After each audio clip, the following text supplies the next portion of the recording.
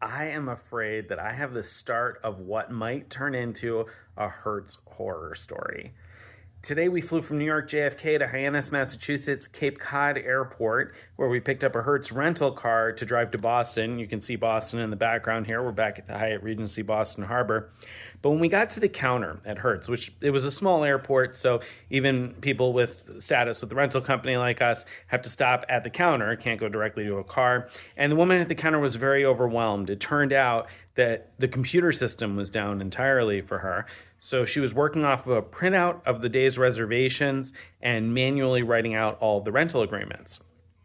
And in the meantime, somebody came to drop a vehicle off. And I should mention that the woman at the counter was apparently the only Hertz employee. So she was the only person there to clean cars and assign cars. So she was offering to give people discounts if they were willing to go vacuum the car out themselves. Kind of a crazy situation. Anyway, somebody came to drop off a vehicle and returned the keys, said she'd filled it up and the car was in good condition.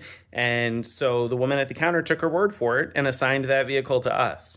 Now, the vehicle itself was fine, but I have to admit I'm a little concerned because now we've got a vehicle that it doesn't show anywhere probably in the Hertz computer system at this point that has been returned by the previous person renting it, since the computer system is down at the airport, and it doesn't show anywhere that the car was assigned to me probably. I am nervous about how this is going to turn out. All right, so the plot thickens on this whole Hertz thing. As you can probably tell, I'm at a shopping mall right now. We came out here for a kids thing. And while we were here, I got an email from Hertz with a receipt for returning the rental car that I picked up yesterday.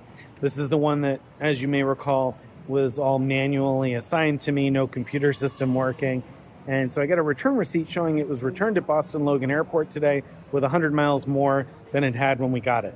Now, we've driven more than 100 miles. And as far as I know, the car is in the parking lot of the mall here. Of course, I've been in the mall a couple hours, so I haven't seen it with my own two eyes. But I'm hoping it's still going to be there when we walk outside in a few minutes. Wish me luck. Oh, of course, it being there is half the battle. I'm hoping it's still here in the parking lot. Then I'm really wondering what's going to happen when I go to return a car that the computer system says was already returned. Well, got to the parking lot. Car is still here, so that much is good. We'll see what happens next.